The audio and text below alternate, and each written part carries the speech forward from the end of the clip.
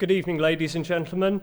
My name is Tristan Robinson from Thacum, and it is a great pleasure to welcome you all to this In Conversation event with the Secretary of State for Business, Energy and Industrial Strategy. We're delighted to have such an innovative Secretary of State who's leading the charge on energy security, cutting red tape, and of course delivering growth for Britain at home. So with no further ado, can you all please put your hands together for Jacob Rees Mogg MP and Robert Colville.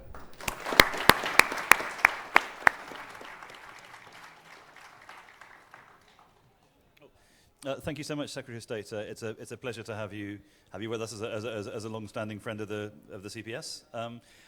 Last time we spoke on this stage, I remember you led the room in a glorious chant of approval for building more houses. And is that something which is still top of your priority list? It's not my immediate ministerial responsibility, but yes, we need to build more houses, and we have done for a long time. The question is, how do we do it and maintain popular support? But we are short of houses. Young people can't afford to get on the housing ladder, and getting permissions takes too long. And this isn't just for houses; it's for business development as well. So, your current job, as you said, is business, energy, and industrial strategy. Although I suspect you wouldn't be much of a believer in the industrial strategy part of that, but it's utterly dominated by energy. So, if we can just deal with that first. I mean, what are the chances? What are the risks of the lights going out this winter? Are you confident that things are going to be okay? Well, this is going to be, unfortunately, this is going to be the most boring answer that I give, I hope, all evening, because there will be a report out fairly shortly from the National Grid going through all the risks for the winter and what may help us and what may not help us, what the options are, what things can be done. And I'm afraid we're going to have to wait for that. I think I shouldn't preempt it, because although inevitably I've seen a draft, let's wait and see what that comes out with finally. And then once it does come out, I'll be more than happy to discuss it with you and anyone else who wants to discuss it.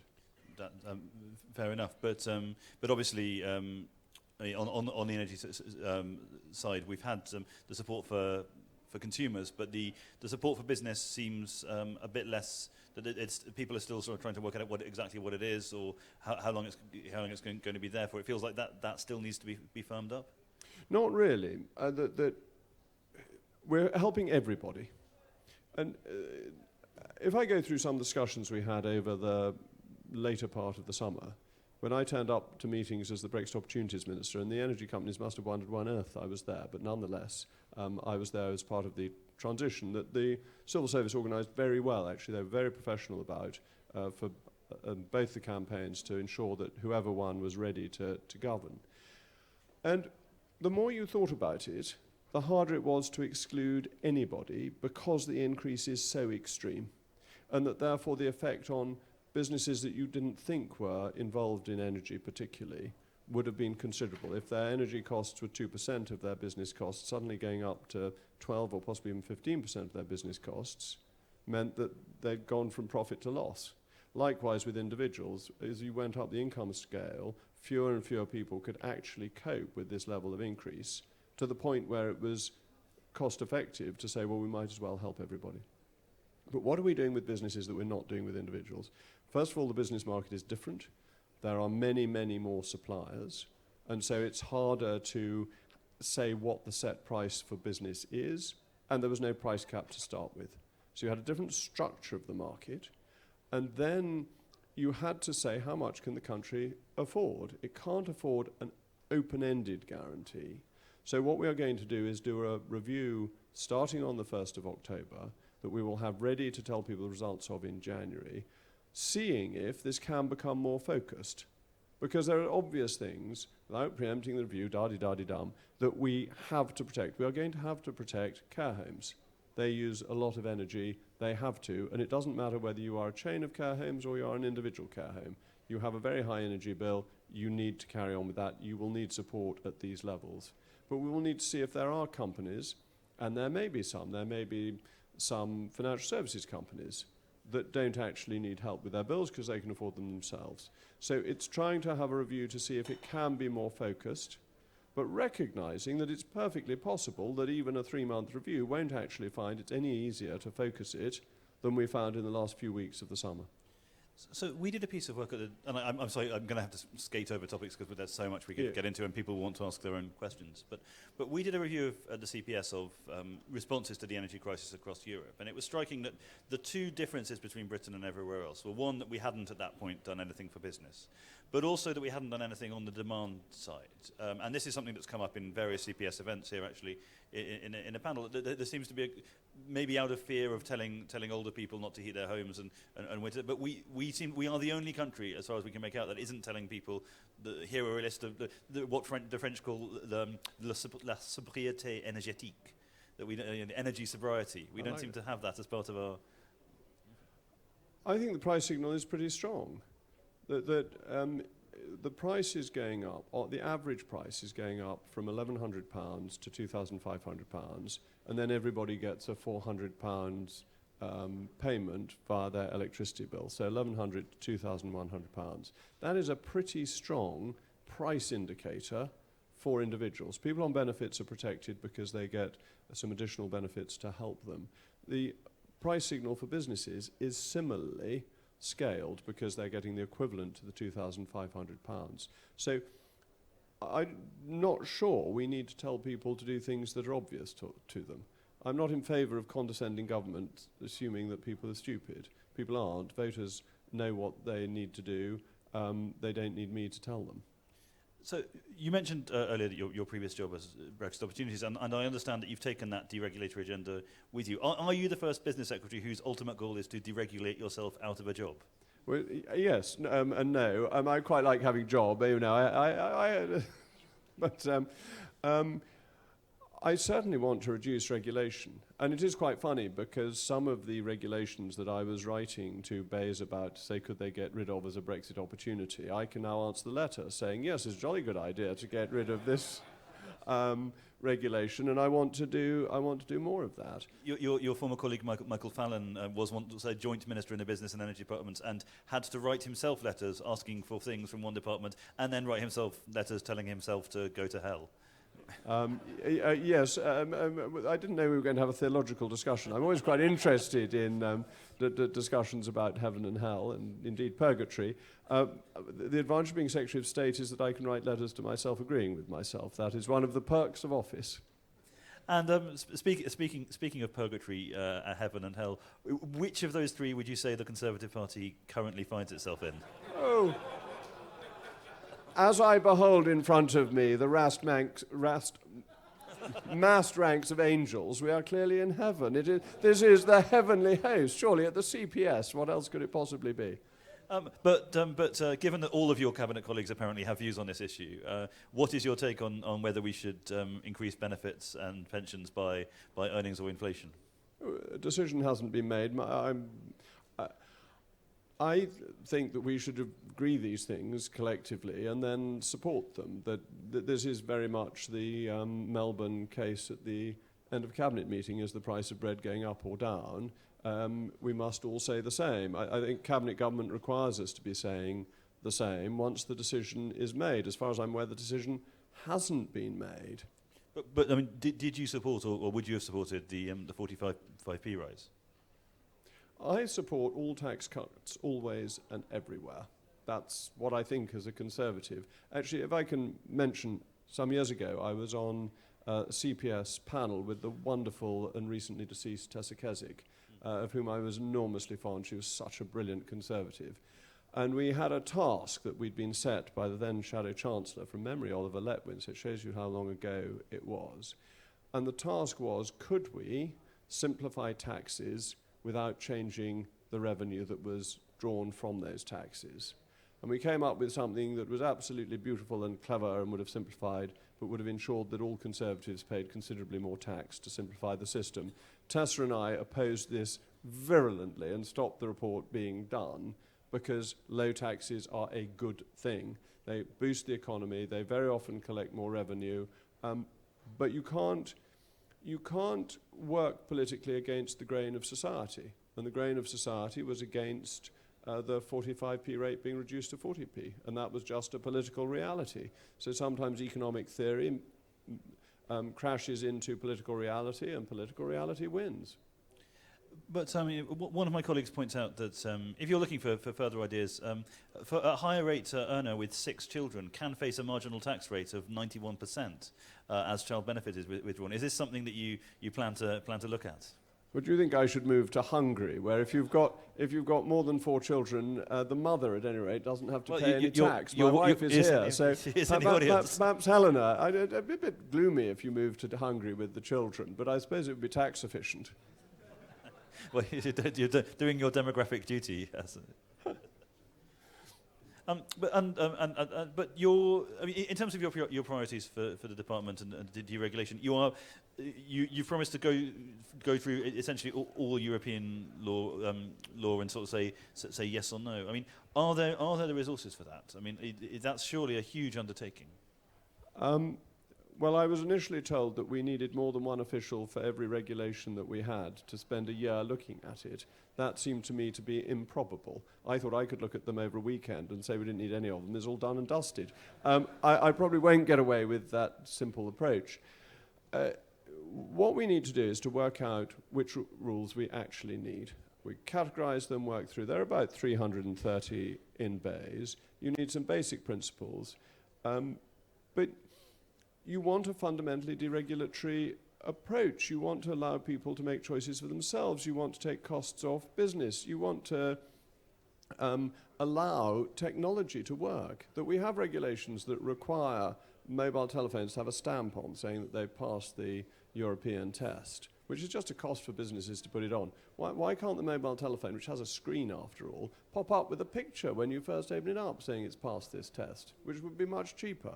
So why don't we just do sensible things that deregulate, free people up, and crack on with it? I want to get rid of, and this is the example of the letter I was writing as Brexit Opportunities Minister to Bays, the Package Holiday Directive applying to domestic travel, because it's designed for foreign travel. It's designed for carry on abroad, so that when you get to the hotel, it doesn't turn out it's still being half built. That's what it's there for. It's not there in case you go and stay in a hotel in Bath and a hotelier in Bath says to you, would you like to go to the Theatre Royal Bath to see a play, and sells you a ticket to the play and then has to register under the Package Holidays Directive. So all that sort of junk we've got to get rid of. And do we have the resources? Yes, of course we do. Just buy a few red pens. Thank you. That gentleman's going to donate the red pens, which I'm going to take him up on. What is your is your department full enough of people, or are they all still working from home? Have you been leaving notes on desks in your new? I haven't had to leave any notes. I have noticed going around the building that it looks distinctly fuller, which is really encouraging. As I go around the office onto different floors, the desks seem to be attended. I am told, but I don't know whether this is true, that some people in bays near my office bought themselves black shoes to replace their trainers when they heard that I was coming. It's one of those things I hope is true, but I don't actually have any evidence for it. Although I'm told the Prime Minister herself wore trainers on being interviewed today, so maybe you are the one who's out of step with fashion. Of course I'm out of step with fashion, yes. Heaven help us. If I were in step with fashion, something goes very wrong, but I am always in step with the Prime Minister. But you're... Very nice. But your fashion, for example, for wearing your security brass on your watch chain, It's not a watch chain. It's what Central Office used to send out, and now they send out other things, which I'm not so keen on. And this is the one thing I copy from Michael Heseltine. He always used to do this, and I've always thought, coming to party conferences in the late 90s, that was clearly the way to do it. I don't take many other views from Michael Heseltine, just to reassure you. I was going to say, I'm not sure what his attitude would be to allowing fracking in his own garden, but in his arboretum. Indeed, I mean, in that field, he is a great expert, and yes, I think it would be a loss to the country if his arboretum were knocked down for fracking. It's quite a nice threat to hold over his head, though. Yeah. Shut up about Brexit, Michael, or the trees get it. You make me sound like the Corleone brothers. I'm really that's not my line. So, I mean, actually, I wanted to ask about that. Seriously, I mean, you've said you're pro-fracking. You've said you'd have it in your own garden. But one of the knocks on, or the concerns is that let's face it, looking at the polls, it is quite likely there will be a Labour government, and you are free to recuse yourself from to reject that suggestion. But where the numbers are would suggest there is quite a strong chance of a Labour government. Why? Even if you do all these wonderful things to provide incentives for business and incentives for investment and to deregulate and let animal spirits run rampant, isn't there not just a risk that business goes, yes, but there's going to be another lot here in 2 years who just take it all away?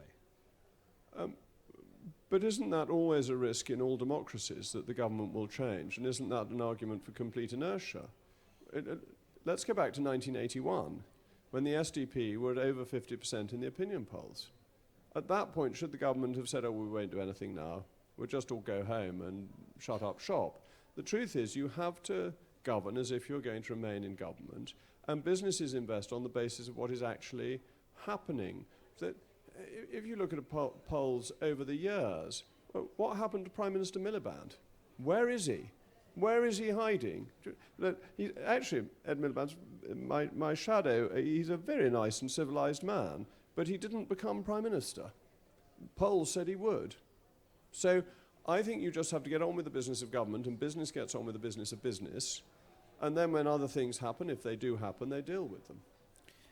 It was reported, speaking of reforms, it's been reported today that you submitted a package of proposals for labour market reform to the Prime Minister, which were rebuffed. Are you able to tell us anything about that, or what you hope to bring in or persuade her on? Do you know, I'm afraid I'm rather old-fashioned. I think conversations I have with the Prime Minister should be confidential. Is that very boring of me? Well, it probably is. Apparently those around the Prime Minister don't agree, judging by the fact it was leaked to the press. But you see, I believe in the secrecy of the confessional. I think when you're saying things to the Prime Minister, they are secret in normal circumstances. I really don't think Cabinet Ministers should gossip about the private advice they give to Prime Ministers, even if other people do.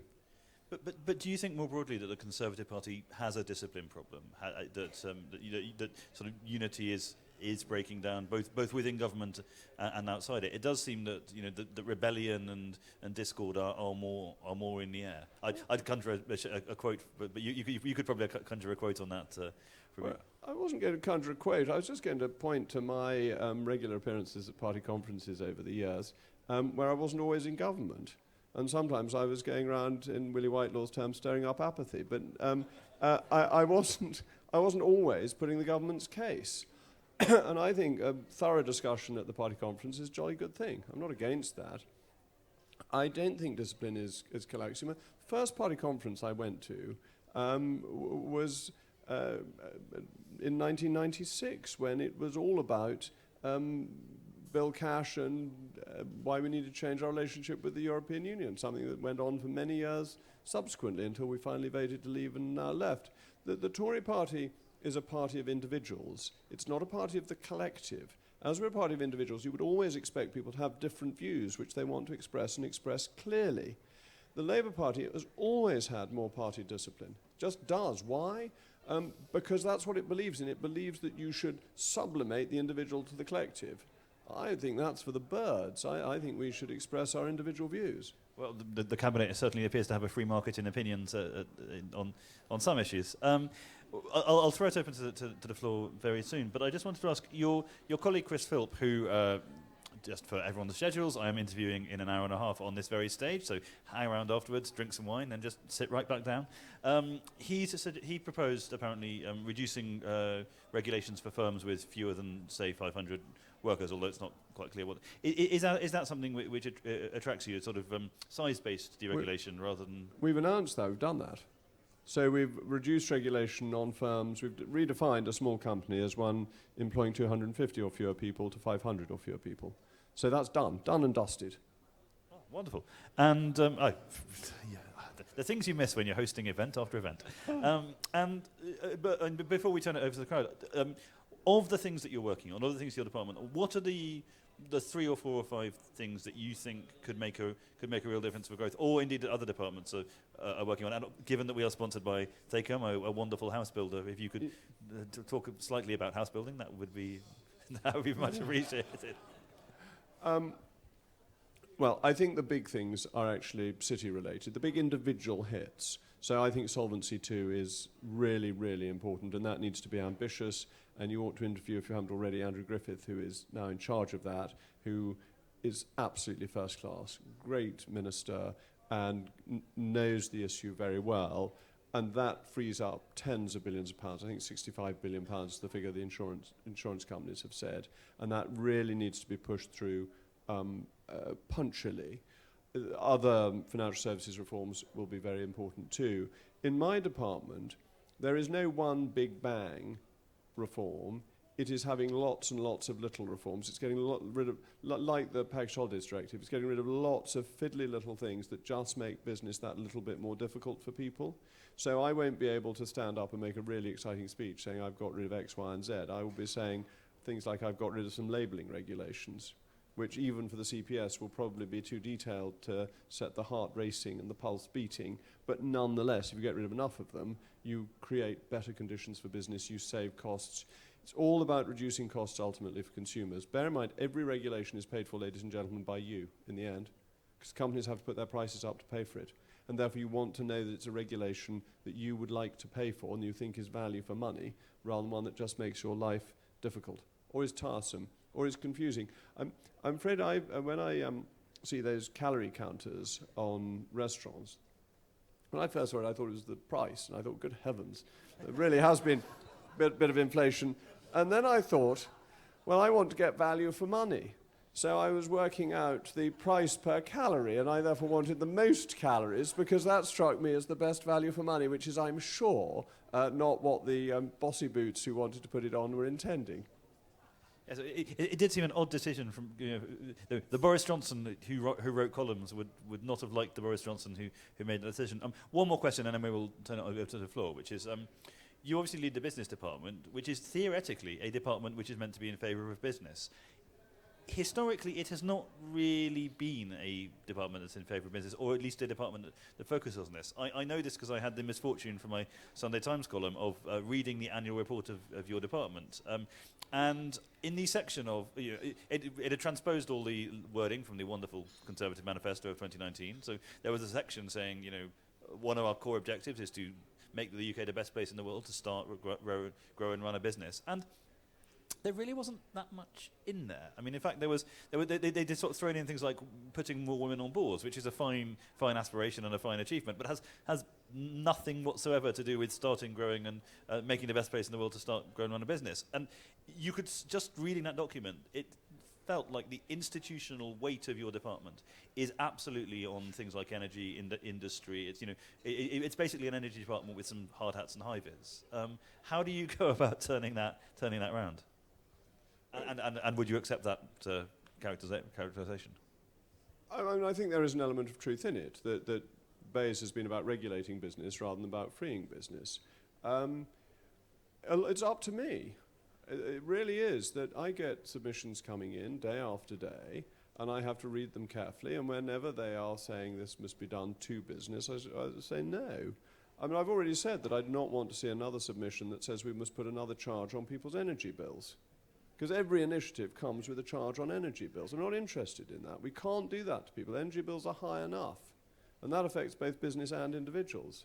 I am arguing in relation to steel about this ridiculous situation where we make the energy price for steel £30 per megawatt more than it is on the continent. There's about a 60% increase compared to our continental competitors. Why on earth do we do this? That doesn't help business. It doesn't help the environment. It doesn't reduce emissions. It increases emissions because you have to have the transport emissions to get the steel into the UK that you import because it's cheaper, because we're tying businesses' hands behind its back. My job is to push back against this and say, no, this doesn't help us in terms of reaching net zero, and it makes business harder. So why on earth are we doing it? But it means I have, with a team I've got, to read things carefully and push back when they come through and are going in the wrong direction. Though I would add in parenthesis that annual reports need to focus in companies on the profit and loss account. That's what investors are interested in. That's what matters. And they have far, far too much pretty pictures and just sort of gentle stuff that doesn't advance anybody anywhere.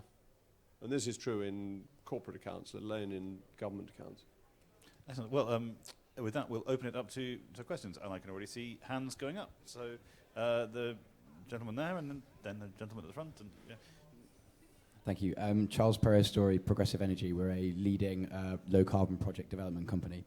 Blending 20% hydrogen into the natural gas network is being shown to be safe with existing equipment by the High Deploy project, and it can kickstart the UK hydrogen economy whilst diversifying energy supplies, which we know is of critical importance. But are you aware, Jacob, that the civil service plans to change the enabling regulations are only due to begin in 2024, adding unnecessary delay and risk squandering our early mover advantage? During the leadership campaign, the PM expressed her specific support for hydrogen. So can we have short questions, please? I mean, yeah, I think he gets the point. So as the Secretary of State, will you take a formal policy decision this autumn so we can get on in parallel with the legislative process to kickstart hydrogen blending? Thank you.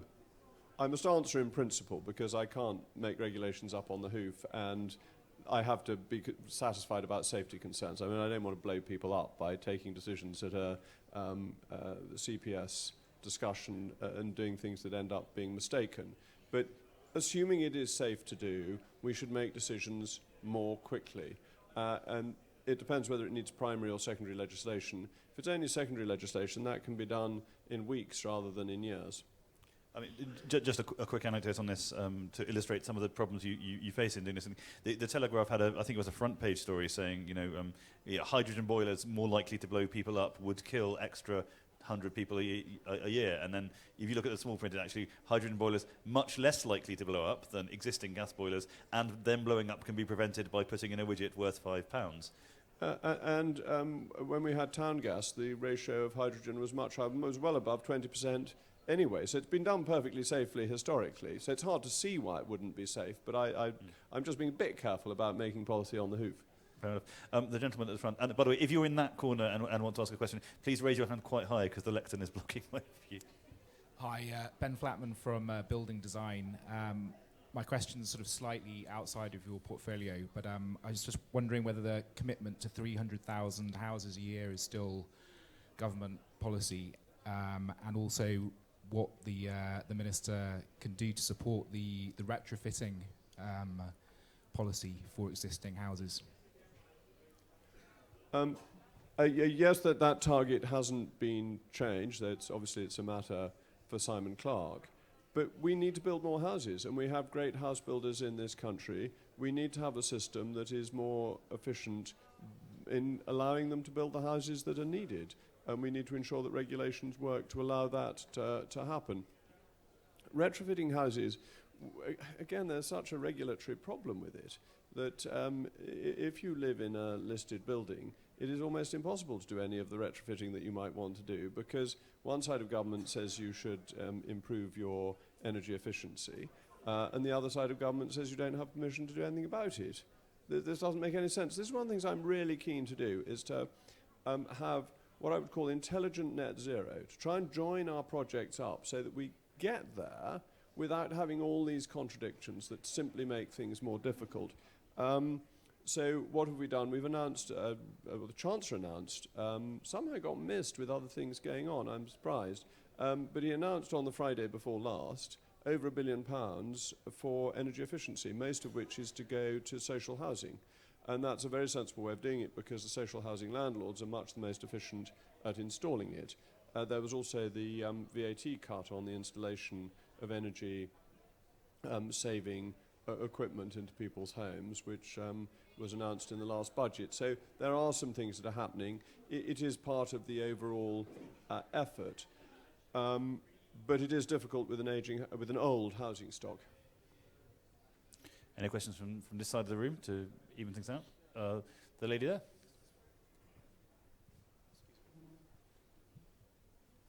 Margaret Woodward from St Ives, Cornwall.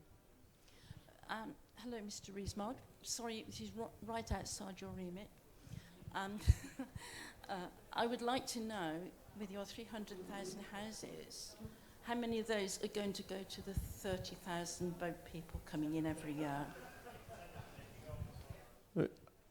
I mean, it's a very fair question. What are we going to do about illegal immigration?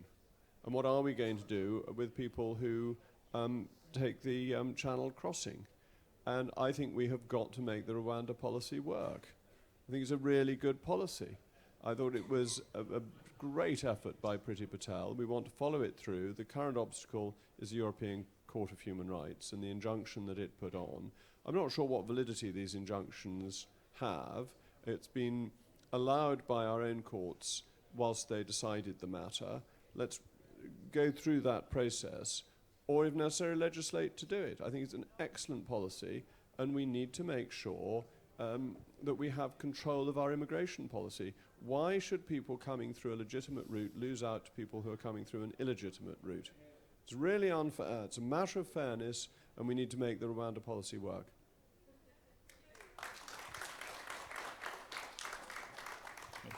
The gentleman there. So Joe Fuser from Mill Valley. So the general point is, when considering regulations, please think that a lot of the 300,000 houses are actually flats, and a lot of the retrofitting needs to apply to flats, electric cars, how do you charge them, etc., etc. The specific example I was going to give is to do with solar panels and cavity wall installation. You need unanimous consent. At the moment, generally, you need unanimous consent of all the owners. It's almost impossible to get it. And then you need planning permission for solar panels, because it's not permitted development, unlike with houses. So it's a regulatory issue. Anyway, I'll leave it there. Again, this is absolutely right. We need to have a logical system of planning laws that work for people. You raise the question of permitted development rights. Look, I don't want to tread on Simon's toes. But I will, I suppose. He's such a sensible man, I think it's very unlikely we'll disagree. If we want lots of solar panels to go up, and you're not talking about a conservation area or a listed building, and you may want to do things there, but that becomes more difficult, and some of the lobby groups will be after you, who are very powerful. Why don't we allow people to put solar panels on the roofs of flats? What is the harm? Surely that's better than putting it on agricultural land, and the benefit is more immediate. I'm always very leery, however, of interfering with the rights of property. So that if you are the owner of a flat, should people be able to do things to the building on which you are part freeholder without your consent? As it benefits you, you would expect people to be broadly in favour of if there's a saving. But I'm very reluctant about instructing people with their own property. But by the same token, if you own a field, why shouldn't you be able to put solar panels on it? Particularly since since sheep and cattle can still graze on the land. It seems fairly odd to me that solar panels are actually incredibly popular, and the NFU quite likes them. But yet the government is talking about our precious agricultural land. I mean, there's a tension there, isn't there? Well, there is, I suppose, always some tension in elements of planning. And you say sheep may safely graze, but they don't get all the grass because they're covered by solar panels. So they may graze, but they're going to be quite hungry sheep, aren't they, with just the little sort of bits around the solar panels. Well, they're on stilts. Yes, but grass doesn't... The panels, not the sheep, thank you. Yes. But grass doesn't grow underneath things because the sun doesn't get through, because the sun's going to the solar panel. So they may be on stilts, but what you get growing underneath is sort of weedy stuff that isn't very nutritious. I know this from my own garden, where we've got a beastly bouncy thing. What are they called? Trampoline. And underneath the trampoline, the grass is dead. So I have got a couple of sheep, actually. If they went under the trampoline, they wouldn't get much nutrition. Actually, once they got out there, they'd be into the village, which wouldn't be so good. But let's leave that to one side. There's always a tension between what you regulate and what you don't regulate, and it is all about balance. I think we need to have some concern about food security, and therefore maintaining highly productive agricultural land is quite a sensible interest. Sorry, I know we've got a couple more questions, but just very quickly, so one of the questions I sort of meant to ask was, isn't there a tension in the government's agenda between the national and local? That there's quite a lot of things that are national priorities, but there are local vetoes on them. I mean, there was fracking, planning, deregulation of many kinds. How do you resolve those infrastructure, energy? How do you resolve those tensions? Well, we're a democracy, and you've got to do things with the consent of people. We're not a totalitarian regime where we say this is what we are going to do, and people then have to do it and say thank you very much. We have to get consent of local people, and we actually have to try hard to do it. We have to be more innovative in the ways we do it. We have to, in terms of shale gas, I think we won't get shale gas unless we are generous to the people who are affected by it. And that should be a cost to the companies who drill for the gas, that they should pay local people for the disturbance that's caused. They should pay a royalty for the gas that they get out from under your house. The 1934 Petroleum Act took your right of ownership of gas underneath you and gave it to the Crown. Wonderfully, absolutely characteristic of governments over the years. It said it wanted to clarify the issue, and clarifying meant that it belonged to the state rather than to the individual. It was a glorious way in which governments use language. But we want people to benefit, because if people benefit, they may like it. They may not. It may not happen because people won't agree to it. But we need local consent.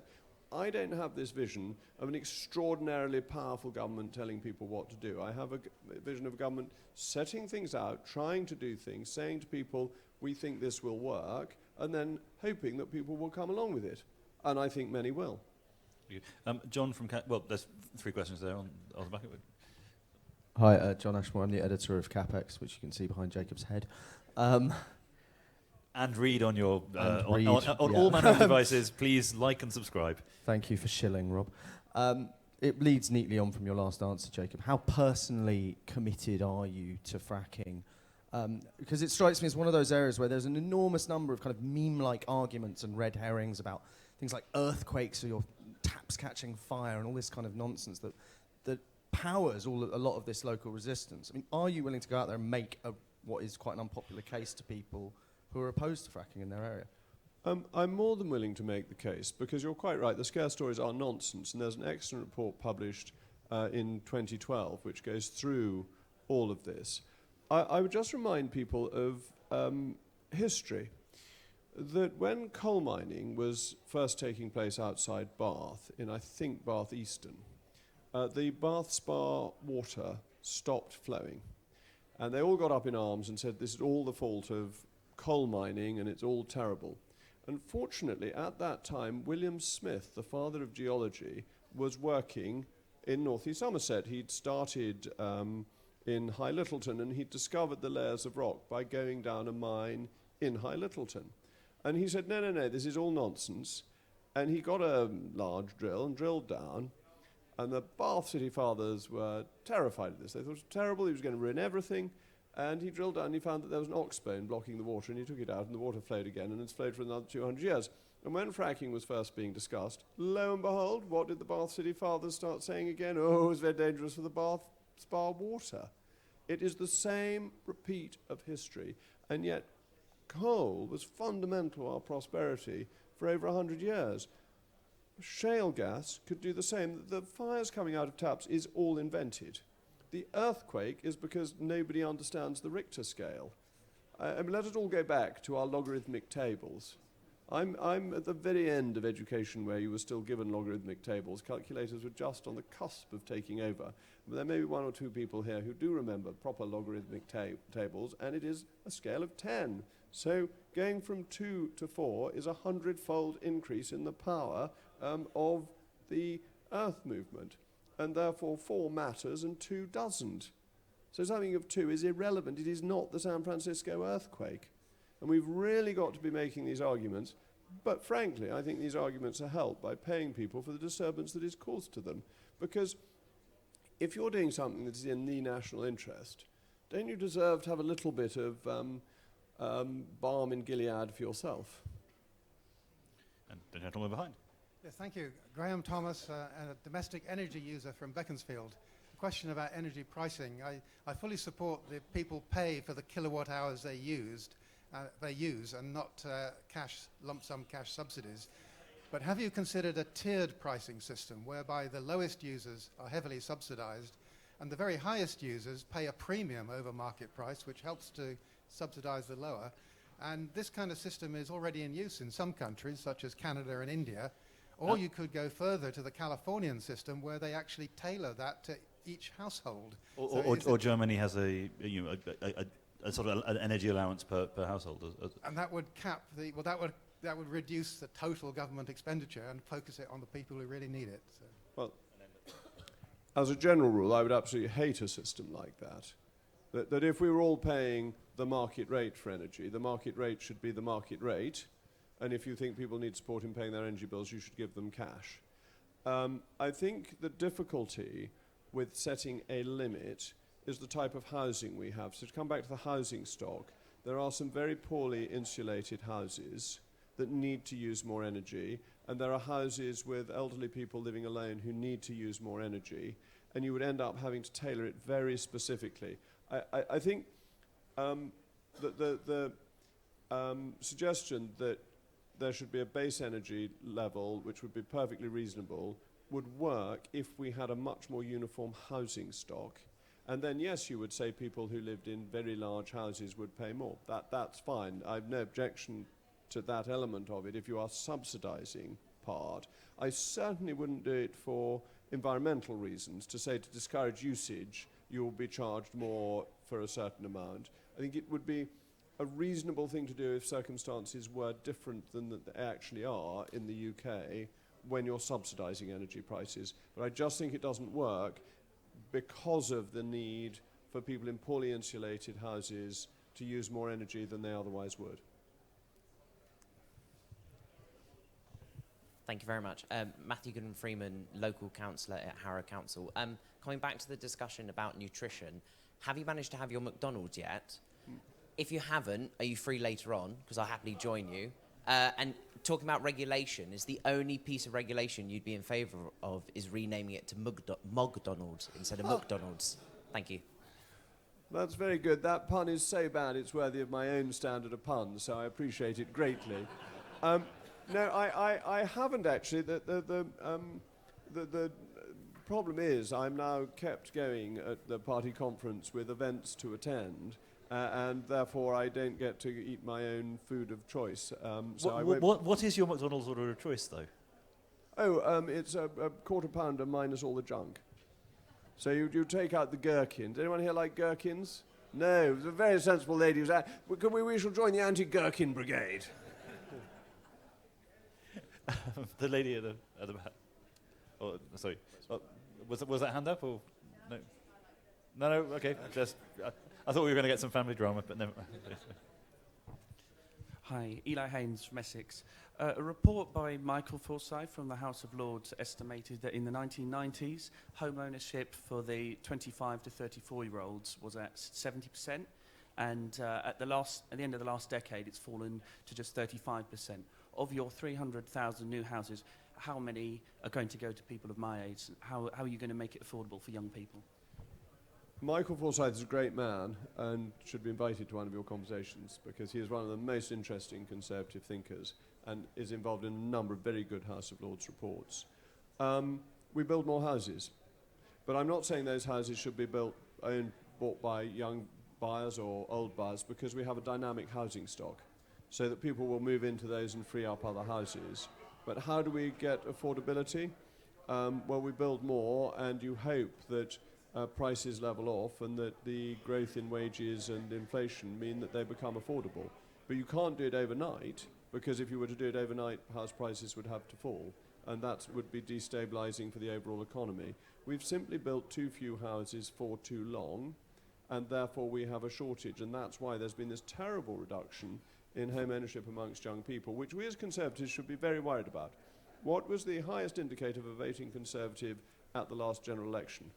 Was that you owned your own home and had paid off the mortgage. If people don't own their own home, they're never going to pay off the mortgage. When will they vote for us? We are in favour of a property-owning democracy. So we have to build more to solve the problem in the end. Amen. And yes, the gentleman behind, and then the two gentlemen at the back. Hi. You mentioned about local consent. I was wondering if you could explain in what way you would ascertain whether local consent has been given? Is that local referendum? Is that local council support? Is that local MP support? What specific metric are you using to ascertain? Is this for fracking, presumably, or fracking just anything? Any Well, this is just thinking aloud. This isn't establishing government policy, but I've been discussing it at other fringes during the conference, so I think it's fair enough to discuss it further. I think what you need to do is have individual consent by people who are directly affected, and you have two levels of consent. The first and most important is from the people who are affected by building the wellhead. And what I would envisage was that the companies who are going to do the drilling would go round, as we do at general elections, knock on doors and say, do you consent to this taking place in your village? And if you do, we will pay you X pounds for the disturbance. And if they could get of the community that you could judge was affected by it, 50 plus 1%, they could go ahead. And if they couldn't, they couldn't. Then you have the second stage, which is to go back to the 1934 Petroleum Act. You pay people a royalty from the gas that has come out from underneath them. So they may be further away because it's horizontal drilling. They may be in quite a wide circle, and they just get a check. They get told, here you go. You have been inadvertently affected. You didn't even know about it. You almost certainly wouldn't have noticed whilst we extracted the gas from 2 miles below your property. But bingo, it's better than the National Lottery. You've got a check without having had to buy a ticket.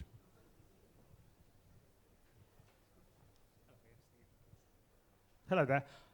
Rather boring question for most of the audience. I work for a tech company and we build driverless cars. One of our main sources of income is from government grant schemes whereby we did a spot in Sunderland working with the government and Sunderland. The idea is that we get 70% of our costs back and we claim the other 30% from R&D tax credits. What I found in the last 2 financial years is there's certain schemes that are not available for it. So we've spent, say, £100,000. We've got 70 back, and the other 30, the taxman says, oh, no, that's an RDEX scheme, that's not an SME scheme, therefore you can't claim it. Could I implore you to have a look at it and say, why have we got so many different versions of this? If a company is doing research and development and they're making a loss, they should be rewarded for it almost. I have actually taken up issues for constituents on R&D payments, and HMRC worries about them because they think that they have difficulties and therefore they're very careful about the payments. It is, I'm afraid, a Treasury matter rather than a Bayes matter, but if you send me details, I will make sure that it gets to HMRC. Your point is a perfectly fair one. There's a terrible tendency to set up tax schemes. People then use them, and the taxman says, oh, people are using this scheme. They must be using it for nefarious purposes. And that really isn't a very good way of setting up these schemes.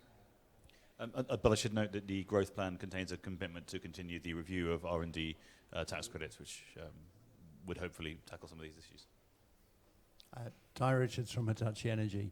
I trust that accelerating the deployment of new offshore wind farms that will give us low-cost, secure and green energy would pass the intelligent net zero test.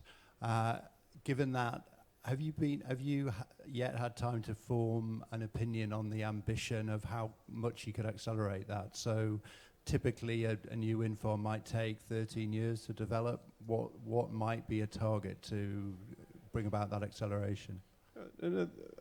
Offshore wind certainly meets the intelligent green test. As I understand it, it takes 4 years to get the approvals. If we could get that down to 1 year, that would be a big bonus. And as the decision's likely to go in the same direction, regardless of whether it's 1 or 4 years, why on earth don't we get on with it? Why are we taking 4 years on planning permission when the only people who are going to write in to complain are fishes? And fishes, did you know this? You may be misled by Captain Birdseye, but fishes don't have fingers, and therefore they can't...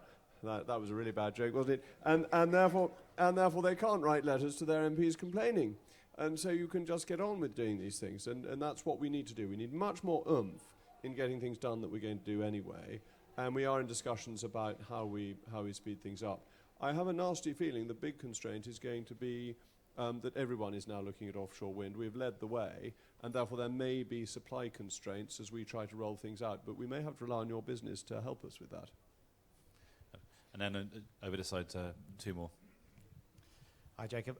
Dean Tyler from Bank Trust. I think one thing that we've learned this week is the importance of communication. And good policies or bad policies, even good ones, need to be communicated properly.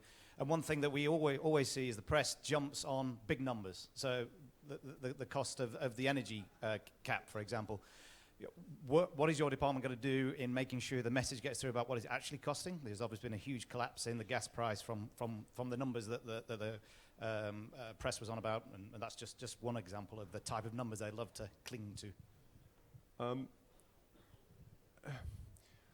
It's the problem is that all forecasts are wrong because you're forecasting a number of unknown things. We don't know to what extent the price signal will affect demand, both from industry and from individuals. We don't know what the price will settle down at over the course of the winter. So it's really difficult to make accurate forecasts of the cost, but we will know what it is in the end. And the difficulty is a lot of government policy making is done on the basis of judgments of cost that aren't in the end what the cost turns out to be, which can easily stop you doing things that would be beneficial to do. So I think ultimately politicians have to go more for their judgment rather than thinking that everything can be modelled and planned, because an awful lot of models and plans are wrong.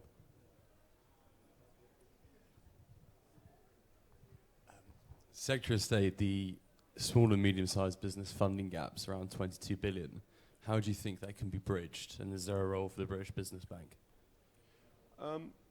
The British Business Bank does have a role to help lending to SMEs and to encourage a more efficient banking system. In many ways, this is as much as anything something for the market, that the government can't and shouldn't do everything.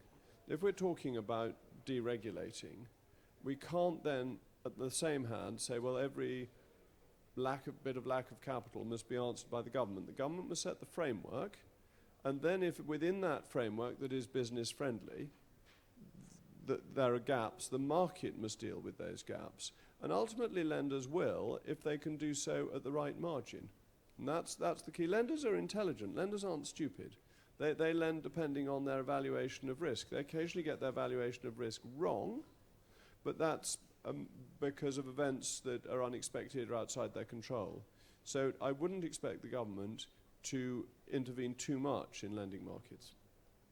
Well, Secretary, I'm afraid we've come to the end of our time Well, together. you're booting me out. Well, wait, you're welcome. You're welcome to stay, but your colleague Chris Philp is turning up in half an hour. If you want to do a double header, we'd welcome the. I'd better leave you in peace. But thank you so much. I mean, last time we spoke on well, not on this stage in Manchester, we discussed zip wires. This time we discussed trampolines. I hope very much to see you next year for an in-depth discussion of soft play and paintball.